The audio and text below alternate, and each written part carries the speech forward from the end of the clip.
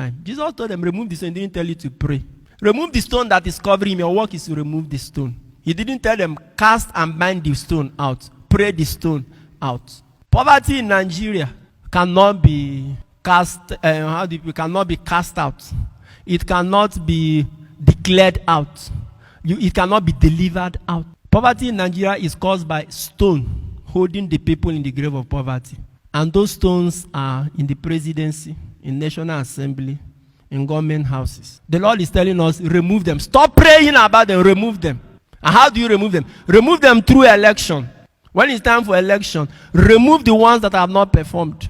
And if you even make mistake and elect them, after 1 or 2 years, they are not performing. You can also remove them from peaceful protests. Occupy Aso Rock, occupy the National Assembly, occupy government houses until these stones that are holding people perpetually in poverty are removed. God is telling us, remove them. This is the mistake of religious people. We go and gather people all the time from January to December, praying for job, for prosperity and breakthrough. Meanwhile, the people are supposed to be out there removing this stone. I think time has come when Khan, and then the body that is in charge of all Muslims, pastors, priests, bishops, religious leaders in Nigeria, time has come for us to organize one powerful crusade where both Christians and Muslims will come. And that crusade should take place in the Ego Square, in the National Assembly, in Aso Rock. Occupy the place. Bring the people out, everyone, let them go. And stay there, and the senators and the members of House and the president and ministers, let them go nowhere until they do certain things that they need to do. Or else, remove them. Make them to do what they're supposed to do, or else remove them. Time has come for us to do that. Let's stop every time gathering people to come and pray for breakthrough, whereas the stones have not been removed. Jesus did not remove the stone, no, and the people did not pray. So our positive actions sometimes are all that God needs. He will now do the miracle.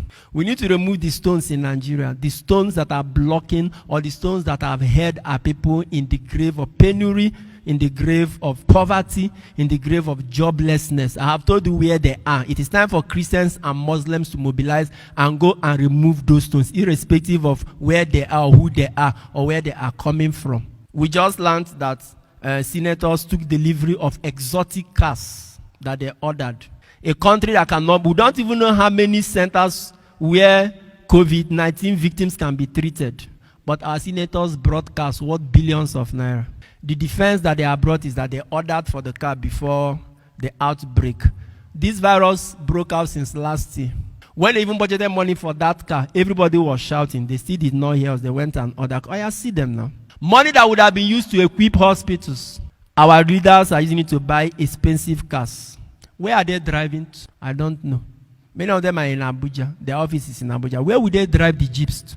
Whether from Apo quarters to National Assembly. How many minutes? In US, with the largest economy, senators rent houses. They pay for their houses. But in Nigeria, you give them houses, you give them cars, you give them furniture, allowance, and all of that. These are the stones, so let's remove them. Let's remove them. Let's keep religious, tribal sentiments aside. Remove these stones. I believe in prayer, but the Lord did not tell people around him. Jesus is like a pastor now, or a priest now. This is crusade to raise the dead. Though. He did not tell the people around him, start casting and binding this stone. He told them, remove the stone. We can make them to change some things. For instance, unbundle this concentration of power in one man's hand. Who says that the president must appoint INEC chairman? There should be a process that lands in the president table. What the president should do is to confirm after anybody who is selected has passed certain qualifications. That is objective. Who said that the president should keep appointing Inspector General of Police? Why can't we have commissioners of police in each state? When it is time to appoint Inspector General of Police, let the best commissioner, which means the commissioner with the least crime rate in his own state that has overseen, be appointed Inspector General of Police. Why did presidents in Nigeria have to wake up, appoint anybody they want? They can appoint anybody they want. And sometimes when they do it, they retire those who are put in many years. Why can't we see these things? These are things that Nigerians should take action. These are stones you can remove. Block down, shut down government this until they sign all those things into paper. But they don't need to debate in the house to do all that. There are many things that can be done by the action of the people. Once again, prayer is good though. When the people of Israel were fighting the Amalekites in the desert, they were not praying. Only Moses was praying. The rest were fighting. Religious leaders, pastors and priests, it is time to teach our people to take positive political action.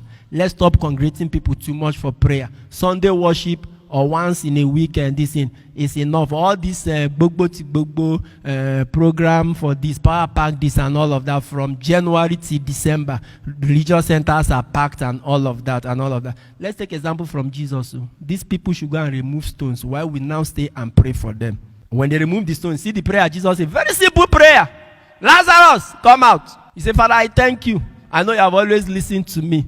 But because of these people, that's why I'm asking you this. Lazarus, come out. He came out. And then when he came out, he said, unbind him and let him go. It's another action. We need to unbind certain people, untie them. So I pray for you today as you have listened, that the Lord who raised Lazarus, those things we can't do for ourselves, may he do them for us. May he speak to our situations again. May he speak to those